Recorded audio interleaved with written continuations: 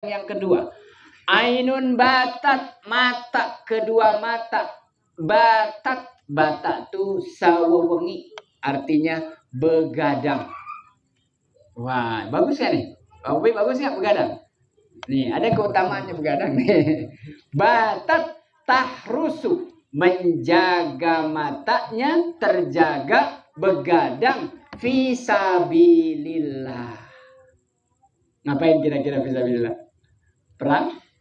Batat tahrusu fisabilillah. Anak kita di pondok kurang tidur, Pak. Nggak bisa kayak di rumah. Ngantuk tidur pengen jajan-jajan. Ada orang yang semalaman begadang fisabilillah. Gampang sajalah saya contohkan langsung biar nggak lama-lama. Orang yang kerjanya shift malam ada enggak? Ngapain dia coba? Dia semalaman di pabrik diem begini di pos. Ngapain coba? Ngapain coba semalaman begitu, nyari apa? Nyari uang kan? Tapi dalam rangka memenuhi kewajiban sebagai suami untuk memenuhi nafkah anak istrinya. Dari kerja capek itu anak makan, istri makan, sholat juga semua ibadah. Itu yang dimaksud batat ainun, semalaman begadang. Dia dalam rangka fisabilillah. Ketika ada yang sebaliknya berarti ini bagus. Nah itu dia yang disebut fisabilillah. Kalau yang kerja ya kerja shift malam, kalau gitu Pak, yang kerjanya siang berarti nggak dapat pahalanya. Begadang di siang hari ada nggak? Emang waktunya siang, waktunya kerja. Masalahnya bukan siang dan malam. Tujuan itu tujuannya apa tadi? Yang kerja di pasar, yang kerja di pabrik, yang kerja dagang, yang kerja bisnis apa saja. Di jalan ngojek, selama tujuannya ibadah untuk memenuhi kewajiban ibadah kepada Allah, sama nilainya. Sama nilainya. Nah, yang lain bagaimana yang tahrusu fisabilillah? Ada kiai santri yang kalau malam malah dijadikan tempat ibadahnya bukan sholat wirid, bukan. Diskusi kitab, musyawarah, basul masail, ngafalin. Saya ngalamin, maksudnya cerita ini karena ngalamin. Ustaz Toha juga ngalamin. Yang di pondok pasti ngalamin. Besok mau setoran habis subuh. Itu kalau belum dapat jam 12 malam, belum bisa tidur. Udah kebayang dicepretnya berapa kali itu udah kebayang. Di musola ngafalin udah sampai berbusa, sampai mata lelah, capek. Besok pagi setoran kebayang aja. Ingat rumah, pengen pulang. Udah nggak, macam-macam udah ujiannya. Tapi dipaksakan tuh. Dapat juga. Belum dapat sebelum tidur nih. Tidur karena capek ketiduran. Jam 1, jam 2 sampai jam 3. Subuh mau nggak mau dibangunin, dikoprak-koprak tuh pakai tutup panci. Pakai betet lagi, belum bangun disamperin, disiram juga kalau belum bangun. Begadang yang fisabilillah ini berarti termasuk mata yang lelah, keluar basah matanya, cepel. Apa ya bahasa Indonesia cepel itu apa ya? Lengket. Bahkan matanya celong. Apa celong bahasa Indonesia? Karena sakit Bu, sakit. Ada kan banyak cerita para sahabat tuh kalau lagi kangen sama Rasul sampai gak bisa makan. Saking rindu kangen sama Rasul, tempatnya jauh, mau berangkat gak punya ongkos, gak punya unta, gak punya kendaraan, gak punya keledai. Dia berjalan sudah gak sanggup. Akhirnya di rumah sholat, sholawat. Sholawat tuh sakit sampai matanya celok. Nah itu maksud saya. Nangis yang bikin nangis banyak tuh lama-lama matanya rusak kan. Bahkan ada orang yang nangis terus sampai kebutaan. Orang peribahasa sekarang nangis apa?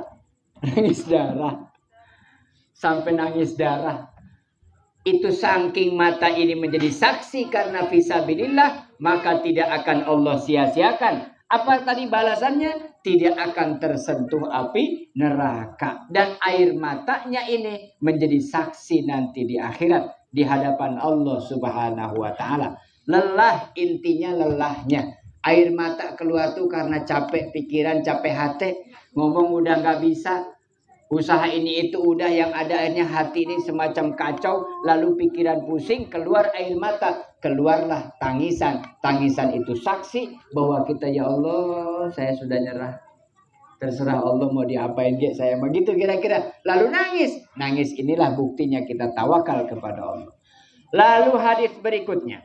Wa an Abi Hurairah radhiyallahu anhu, seseorang hambanya Allah tidak akan masuk neraka. Seseorang yang bagaimana? baka min khasyatillah, yang sering nangis karena takut kepada Allah. Ya Allah, saya sudah banyak dikasih nikmat, belum bisa bersyukur. Jangan diazab ya Allah. Tambahkan rasa syukur saya ya Allah. Bersyukur atas apa? Kan gak punya apa-apa, gak dikasih apa-apa. Masih ingat Allah itu tanda syukur.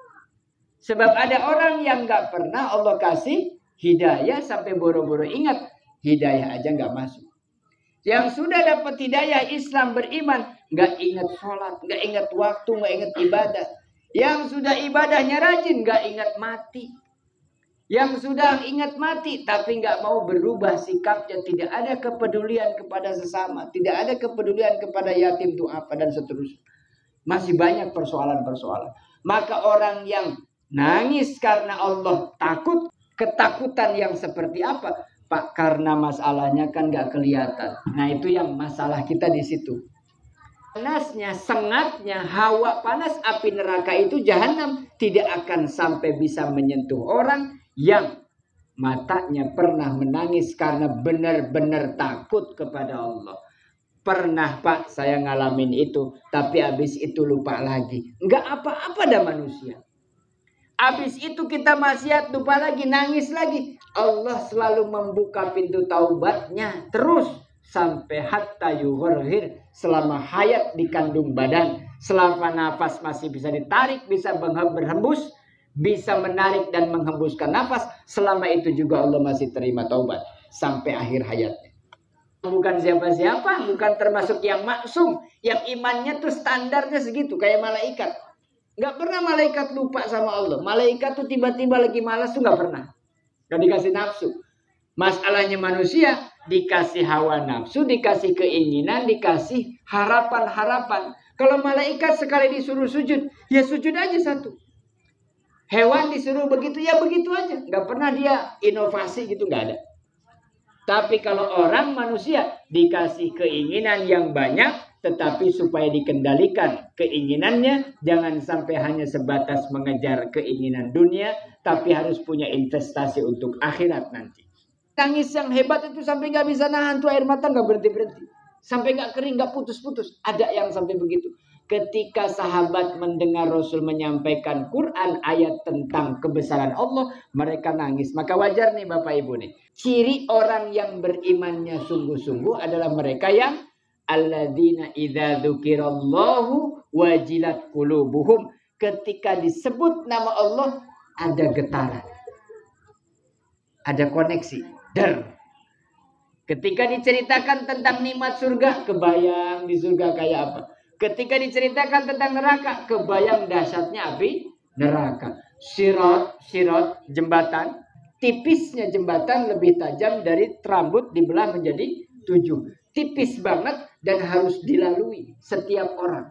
Kenapa sholawat, kenapa baca Quran, kita punya anak baca Quran, hafal Quran, lancar baca Quran. Itu syafi'un liqori. Ajarkanlah anak-anak, nih hadisnya, ajarkanlah anak-anakmu Al-Quran karena Al-Quran itu akan menjadi syafaat bagi yang membacanya dan penghormatan yang Allah berikan apresiasi dari anak untuk kedua orang tua. Mak, Pak, nih nanti di akhirat begini kalau aku baca Quran khusus untuk bapak mama. Nahusu khosotan ila ruhi abi wa ummi al-fatihah. Baca fatihah, baca Quran, kirim. Bapak ibunya udah gak ada ceritanya. Itu di surganya nanti atau di kuburnya dapat terus kiriman rahmatnya Allah. Di mahsyar dibangkitkan ketika lewat sirat itu akan datang syafaat Quran. Siapa? Saya nggak baca Quran. Ini anakmu yang baca Quran. Qurannya yang jadi syafaat. Nah itu saya nggak bisa anak. Nah, kenapa sih kalau diceritain harus anak soleh kenapa sih? Ya itu salah satu di antara.